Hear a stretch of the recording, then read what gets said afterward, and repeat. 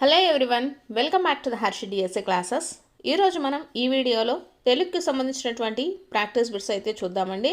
So ఇది వచ్చేసి paper 2Aకి సంబంధించి యూస్ఫుల్ అయితే అవుతుందండి.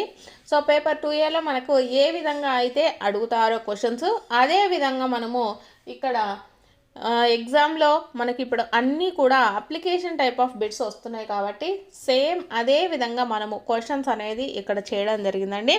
సో వీడియో వచ్చేసి స్టార్టింగ్ నుంచి ఎండ్ వరకు చూడండి, చాలా బిట్స్ అయితే కవర్ అవుతాయి. ప్రజెంట్ 2A జరుగుతుంది కాబట్టి పేపర్ 2Aకి సంబంధించి ప్రతి ఒక్కరికి కూడా రివిజన్ కింద యూజ్ అవుతుంది. సో వీడియో స్టార్టింగ్ నుంచి ఎండ్ వరకు చూడండి. ఫస్ట్ క్వశ్చన్ అయితే చూద్దామండి. ఉప్పు లేని కూర యొప్పదు రుచులకు, పప్పు లేని తిండి ఫలము లేదు, అప్పు లేని వాడే అధిక సంపన్నుడు, విశ్వదాభిరామ వినురవేమ. పై పద్యం ఆధారంగా అధిక ధనవంతుడు ఎవరు అనేసి అడిగారండి. సో అధిక ధనవంతుడు ఎవరండి?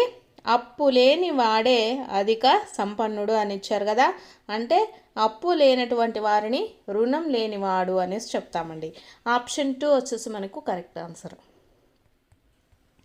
నెక్స్ట్ క్వశ్చను, లావుగాల వాని కంటెను భావింపక నీతిపరుడు బలవంతుడవు, గ్రావం వంత గజమ్మును మావటి వాడెక్కినట్లు మహిళ సుమతి అనేసి ఇచ్చారండి. ఈ పద్యంలో కవి నీతిపరుణ్ణి వీరితో పోల్చాడు అనేసి ఇచ్చారు. సో నీతిపరుణ్ణి ఎవరితో పోల్చారండి?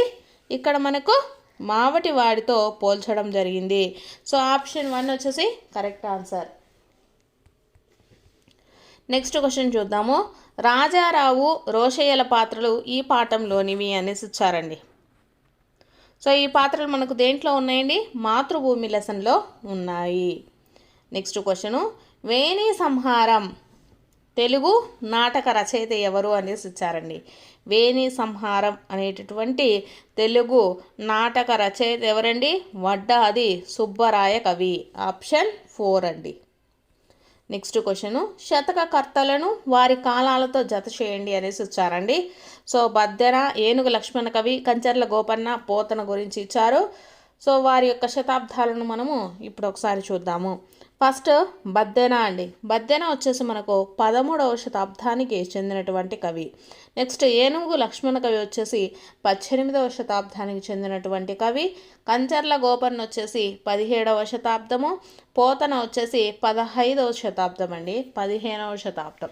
సో ఈ విధంగా మనకు ప్రజెంట్ జరుగుతున్నటువంటి టెట్ ప్యాటర్ అంటే ఇప్పుడు ఎస్జిటికి కంప్లీట్ అయిపోయాయి, పేపర్ 2A తెలుగుకి కూడా కంప్లీట్ అయ్యాయి కదా, చాలా వరకు బిట్స్ ఈ విధంగానే అప్లికేషన్ టైప్లో వస్తున్నాయండి.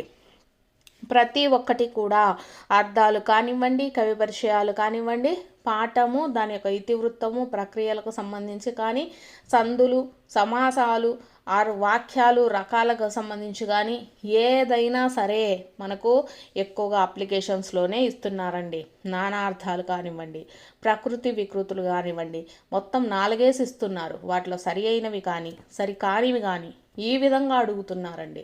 సో మనకు క్వశ్చన్ పేపర్ చదవడానికే సరిపోతుంది. సో ఆ విధంగా అంత కష్టంగా టెట్ పేపర్ కూడా ఇస్తూ ఉన్నారు కాబట్టి అదే విధంగా ప్రిపేర్ అవ్వండి. సో ఈ విధంగా అప్లికేషన్ టైప్ బిట్స్ ఎక్కువగా ఫాలో అవ్వండి, ఎక్కువగా గుర్తుపెట్టుకోండి, కన్ఫ్యూజ్ అయితే అవ్వద్దు. సో బద్దెన వచ్చేసి మనకు 13వ శతాబ్దానికి చెందినటువంటి కవి అండి. ఏనుగు లక్ష్మణ కవి వచ్చేసి 18వ శతాబ్దము. కంచర్ల గోపన్న వచ్చేసి 17వ శతాబ్దము. పోతన వచ్చేసి 15వ శతాబ్దం అండి. నెక్స్ట్ క్వశ్చన్ చూద్దాము.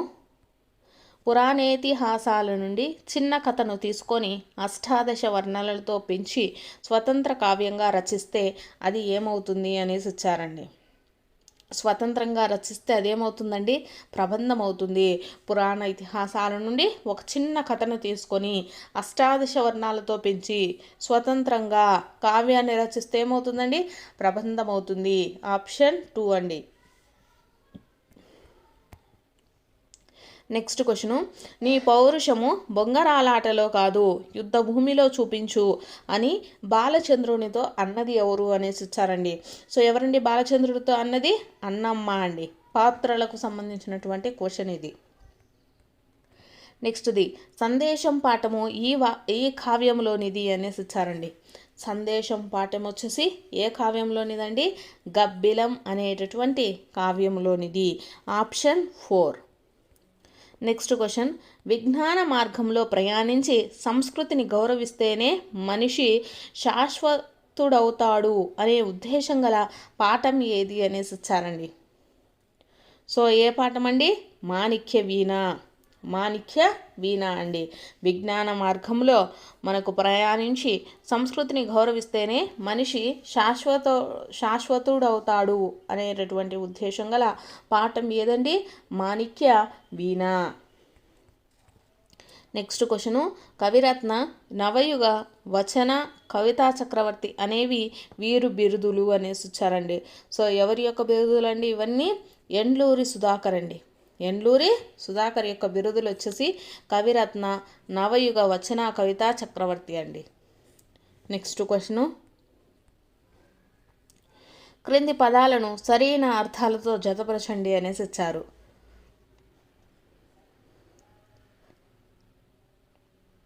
సో కరెక్ట్ ఆన్సర్ వచ్చేసి ఆప్షన్ 3 అండి. స్నిగ్ధము. స్నిగ్ధము అంటే ఏంటండి? చిక్కనిది. నెక్స్ట్ స్మితము. స్మితము అంటే హాసము అండి. స్మితము అంటే హాసము. నెక్స్ట్ స్వాంతము అంటే మనసు. స్వాంతము అంటే ఏంటండి? మనసు. సరిత్తు అంటే నది అండి. సరిత్తు అంటే నది. స్నిగ్ధము అంటే చిక్కనిది అండి. స్మితము అంటే హాసము. స్వాంతము అంటే మనసు. సరిత్తు అంటే నది. నెక్స్ట్ది, 60 కన్నుల పులి వచ్చి ఏటిలో నీళ్లు తాగు, ఈ పొడుపునకు విడుపు ఏది అని ఇచ్చారండి. సో పొడుపు కథకు విడుపు ఏంటిదండి? వల. 60 కన్నుల పులి వచ్చి ఏటిలో నీళ్లు తాగును, ఏంటిదండి? వల. నెక్స్ట్ క్వశ్చను, క్రింది వాటిలో సరి అయిన వాటిని గుర్తించండి అనేసి ఇచ్చారండి. సో ఫస్ట్ది గర్భము. గర్భము అనే పదానికి వికృతి ఏంటండి? కడుపు. కరెక్టే. నెక్స్ట్ స్తంభము అనే పదానికి వికృతి కంబము. కరెక్టేనండి. నెక్స్ట్ దశ అనే పదానికి వికృతి దిశ అనేసి ఇచ్చారు. ఇది కాదు, ఇది ప్రకృతి అండి. దిశ అనేది మనకు ప్రకృతి అవుతుంది, వికృతి వచ్చేసి దశ అవుతుంది. రెండు చేంజ్ చేయాలి. సో ఇక్కడ ఇచ్చింది కరెక్ట్, ప్రకృతి వికృతులు రివర్స్ ఇచ్చారనమాట. సో దిశ అనేది ప్రకృతి, దశ అనేది వికృతి అండి. నెక్స్ట్ కై అనే పదానికి ప్రకృతి కవి అనేసి ఇచ్చారు. సో ఇది కూడా కరెక్టే. సో ఇచ్చినటువంటి వాటిలో ఈ 3 కరెక్ట్ అండి. రాంగ్ అయినది ఇది. సో కాబట్టి ఇది లేనటువంటిది ఆప్షన్ సెలెక్ట్ చేసుకోవాలి. ఆప్షన్ 4 వచ్చేసి మనకు కరెక్ట్ అవుతుందండి. గర్భము అనే పదానికి వికృతి ఏంటండి? కడుపు. స్తంభము అనే పదానికి వికృతి కంబము. దిశకి వికృతి వచ్చేసి దశ అండి. కవికి వచ్చేసి వికృతి కయ్యి. నెక్స్ట్ క్వశ్చను, ఒకరికొకరికి తగువ పెట్టు అనే అర్థంలో ఈ జాతీయాన్ని ఉపయోగిస్తారు అనేసి వచ్చారండి. సో ఏ జాతీయాన్ని అండి? జుట్లు ముడిపెట్టడము. జుట్లు ముడిపెట్టడం అంటే ఒక్కొక్కరికి తగువు పెట్టడము. నెక్స్ట్ క్వశ్చను, విషాదము అనే పదానికి నానార్థాలు రాయండి అనేసి ఇచ్చారండి. విషాదము ఇంతకుముందు ఒకే లైన్లో ఉండేదండి క్వశ్చను, ఆన్సర్ కూడా మనకు అయిపోయేది. ఇప్పుడు ఏంటంటే ప్రతి ఒక్కటి తెలుసుకొని ఉంటేనే మనకు ఆన్సర్ని చేయగలమండి. ఆ విధంగా ఇస్తున్నారు. టెట్ ఎగ్జామ్ కూడా డిఎస్సి లెవెల్లో ఇస్తూ ఉన్నారు. విషాదము అను పదానికి నానా అర్థాలు ఏంటి అండి? స్పష్టమైనది, తెల్లనైనది అనేసి అర్థం వస్తుంది. సో ఆప్షన్ 1 కరెక్ట్ అండి. విషాదము అంటే స్పష్టమైనది, తెల్లనిది అండి. నెక్స్ట్ క్వశ్చను, సోముడు ఈ పదానికి పర్యాయ పదాలు రాయండి అనేసి ఇచ్చారండి. సోముడు అంటే మనకు చంద్రుడు, ఇంద్రుడు అండి. చంద్రుడు, ఇంద్రుడు. సోముడు అంటే ఎవరండి? చంద్రుడు, ఇంద్రుడు. నెక్స్ట్ క్వశ్చను, సర్వభూతాల పట్ల స్నేహం గలవాడు అనే ఉత్పత్తినిచ్చే పదం ఏది అనేసి ఇచ్చారండి. సర్వభూతాల పట్ల స్నేహం కలిగినటువంటి వాడు ఎవరండి? మిత్రుడు. ఆప్షన్ 4 వచ్చేసి కరెక్ట్ ఆన్సర్. నెక్స్ట్ క్వశ్చను, ధృత ప్రకృతికం అనగానేమి అనేసి ఇచ్చారండి. సో ఇక్కడ ఫస్ట్ది నకారం మొదట ఉన్న పదం అనేసి ఇచ్చారండి. సో నకారాన్ని మనము ధృతము అంటామండి. నకారాన్ని ఏమంటాము? ధృతము అంటాము. ధృత ప్రాకృతికము అంటే ఏంటంటే ధృతమును చివరగా చివర ఉన్నటువంటి పదం, చివరన కలిగినవి, ధృతమును చివర కలిగి ఉన్నటువంటి వాటిని ధృత ప్రాకృతికము అంటాము. సో ఒక పదం, ఏదైనా పదం తీసుకుంటే దాని చివరన ధృతం ఉన్నట్లయితే, ధృతం అంటే ఏంటండి, న్ కానీ, నువ్వు కానీ, నా కానీ, నీ కానీ, నకారాన్ని మనం ధృతం అంటాము. సో న్ కానీ, నువ్వు కానీ, నా కానీ, నీ కానీ ఉంటే అది ఎక్కడ ఉండాలి, పదంలో చివరన ఉన్నట్లయితే దాన్ని ధృత ప్రాకృతికం అంటారు. ధృత ప్రాకృతికం అనగానేమండి, ధృతం చివర ఉన్న పదాన్ని ధృత ప్రాకృతికం అంటాము. నెక్స్ట్ క్వశ్చన్, క్రింది వాణిలో సరి అయిన వాటిని గుర్తించండి అనేసి ఇచ్చారండి. సో విధించిన వాక్య కారణం తప్పకుండా సంధి జరగడాన్ని ఏమంటామండి, మనము నిత్యము అంటాము. సో అది కరెక్ట్. నెక్స్ట్, విధించిన కార్యము అసలు జరగకపోవడాన్ని వికల్పము అనేసి ఇచ్చారండి. సో వికల్పము అనేసి ఇవ్వరు, దీన్ని నిషేధం అంటారండి. విధించిన వ్యాకరణ కారకం అసలు జరగకపోతే దాన్ని ఏమంటాము, నిషేధం అంటాము. నెక్స్ట్, నిత్య, నిషేధ, వికల్ప, అన్య విధాల సమూహారం బహుళకం అన్నారు. బహుళకం అంటే ఏంటంటే మనకు సంధి 4 రూపాలలో జరుగుతుందండి. అది నిత్యంగాను, బహుళకంగా, వైకల్పికంగాను, అన్యదారూపంగాను మనకు ఇలా జరిగితే దాన్ని ఏమంటామండి, బహుళకం అంటాము. సో మనకు కరెక్ట్ ఆన్సర్ ఏమవుతుందండి, ఆప్షన్ 2 అండి. ఇక్కడ నిషేధ, అన్య కార్య ప్రవర్తుల రెండింటిని వికల్పకం అని పేరు అనేసి ఇచ్చారండి.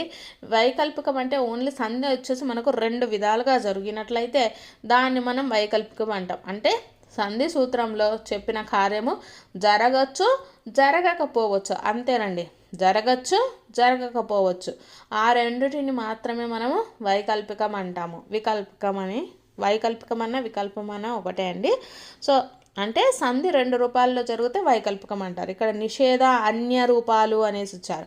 అన్య రూపాలలో జరగదండి, ఓన్లీ మనకు 2 రూపాలలో మాత్రమే జరుగుతుంది, కాబట్టి ఇది కూడా రాంగ్. నెక్స్ట్ క్వశ్చన్ చూసుకుందాము. క్రింది వాటిలో భిన్నమైన సంధి పదం ఏది అనేసి ఇచ్చారండి. ఇక్కడ ఫస్ట్ది పరోపకారము. పర ప్లస్ ఉపకారము, పరోపకారము గుణసంధి అవుతుందండి ఇది. నెక్స్ట్ సమయమీంద్రుడు, సమయ ప్లస్ మీంద్రుడు, సమయమీంద్రుడు, ఇది మనకు సవర్ణ దీర్ఘ సంధి అవుతుంది.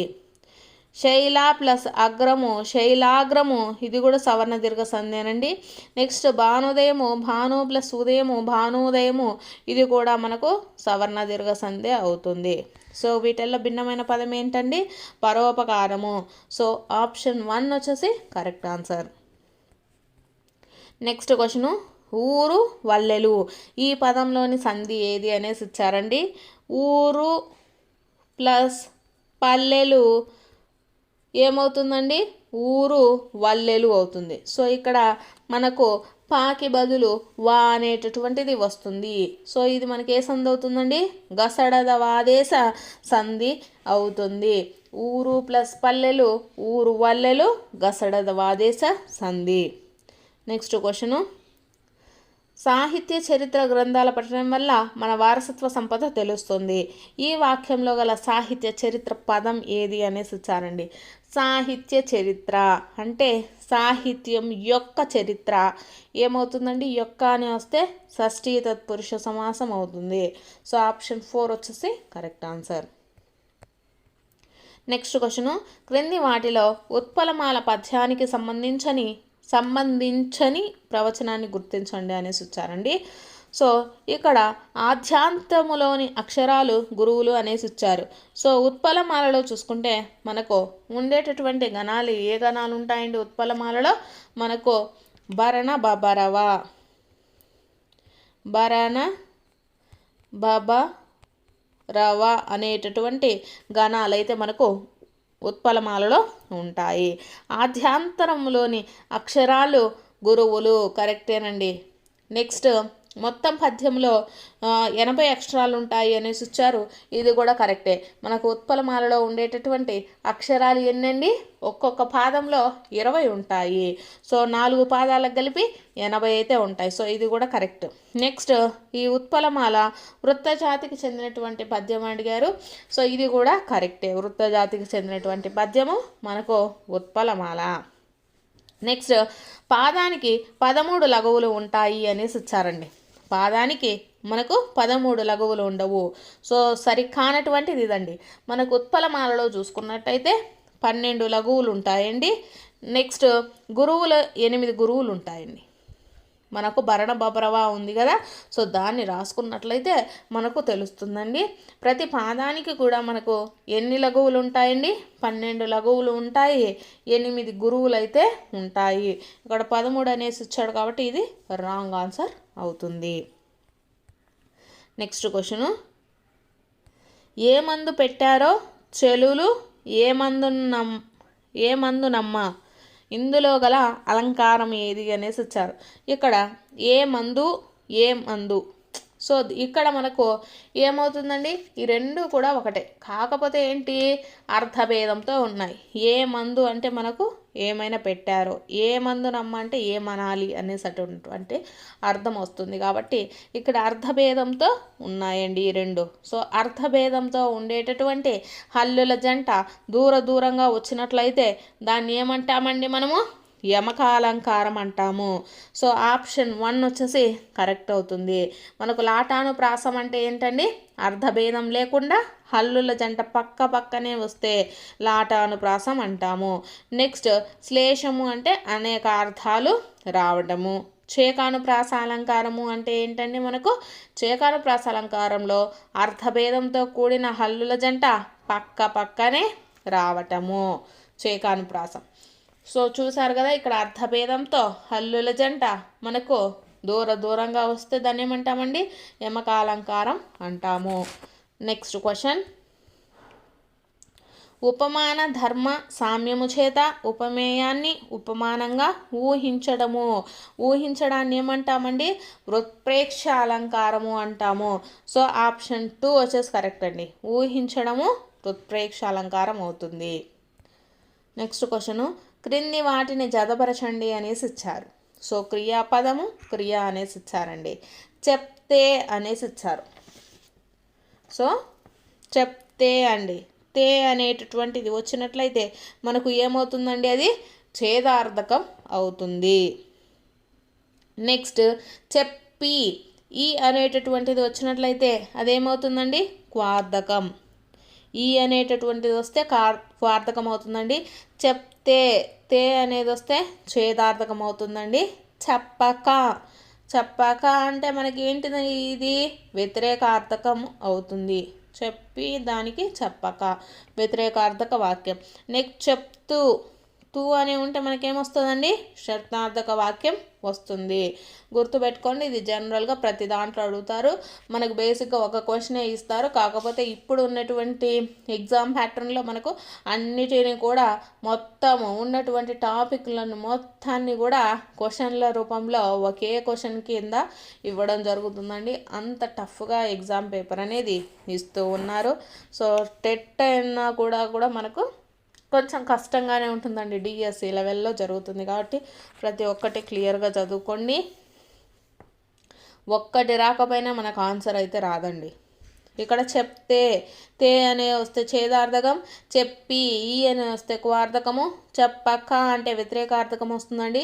చెప్తూ అంటే షర్థార్థక వాక్యము. నెక్స్ట్ క్వశ్చను, కర్మణి వాక్యంలో కర్తావాచక పదానికి చేరే విభక్తి ఏది? సో ఇక్కడ చూసుకున్నట్లయితే మనకు కర్మణి వాక్యం అండి, వెరీ ఇంపార్టెంట్. కర్మణి వాక్యంలో మనకు బడు పడు అనేటటువంటి ప్రత్యయాలు అయితే వస్తాయి. మీకు ఆల్రెడీ చెప్పాను, దీంట్లో బడు ఆర్ పడు అనేటటువంటి ప్రత్యయాలు అనేటివి వస్తాయి. క్రియను ప్రశ్నించగా కర్తను సమాధానంగా ఇచ్చేటటువంటి వాక్యాలను కర్మణి వాక్యాలు అంటారు. సో కర్మణి వాక్యంలో కర్తకేమొస్తుందండి? తృతీయ విభక్తి వస్తుంది. అదే కర్మకు చూసుకున్నట్లయితే ప్రథమ విభక్తి వస్తుందండి. కర్మకు మీకు క్వశ్చన్లో ఒకవేళ అడిగితే కర్మణి వాక్యంలో వచ్చేసి మనకు ఎటువంటి ప్రత్యయాలు ఉంటాయండి? బడు పడు అనేటటువంటి ప్రత్యయాలు ఉంటాయి. అలాగే కర్మణి వాక్యంలో కర్తకు వచ్చేసి తృతీయ విభక్తి వస్తుందండి. అదే మనకు కర్మకు అడిగారనుకోండి, కర్మకు ప్రథమ విభక్తులు వస్తాయండి. డూము ఊలు మనకు వస్తాయి. నెక్స్ట్ క్వశ్చను, ప్రత్యక్షానుకృతికి సంబంధించి సత్యాలు ఏవి అనేసి ఇచ్చారండి. నేను నా అనే పదాలు తాను తనగా మారుతాయి అనేసి ఇచ్చారండి. ఇక్కడ మనకు ప్రత్యక్షంగా మాట్లాడినప్పుడు అంటే ఫర్ ఎగ్జాంపుల్ నేనే మాట్లాడుతున్నాను. నేను మాట్లాడుతున్నప్పుడు నా అని వస్తుంది కాబట్టి తను తన అని మాట్లాడము ఇలా మారవు. నేను నా అనే పదాలు నేను నాగానే ఉంటాయండి ప్రత్యక్ష కథనంలో. కాబట్టి ఇది రాంగు. నెక్స్ట్, ఒక వ్యక్తి చెప్పిన మాటలను యథాతథంగా చెప్పడం జరుగుతుంది. సో ఇది కరెక్టే. నెక్స్ట్ది అనుకృషాంశంలో విషయాన్ని మాత్రమే అనుకరించి చెప్పేది కాదండి. నెక్స్ట్, అనుకరించిన విషయానికి ఉద్ధారణ చిహ్నాలు ఉంటాయి. ఎస్, కరెక్ట్ అండి. ప్రత్యక్షానుకృతిలో మనకు అనుకరిస్తాం కదా, సో అటువంటి వాటికి మనకు ఉద్ధారణ చిహ్నాలు అనేటివి ఉంటాయి. సో కాబట్టి కరెక్ట్ ఆన్సర్ ఏమవుతుందండి? ఆప్షన్ 3. సో ఇవి వచ్చేసి తెలుగుకి సంబంధించినటువంటి బిట్స్ అండి. మీకు కనుక వీడియో నచ్చితే తప్పకుండా లైక్ చేయండి, అలాగే సబ్స్క్రైబ్ కూడా చేసుకోండి.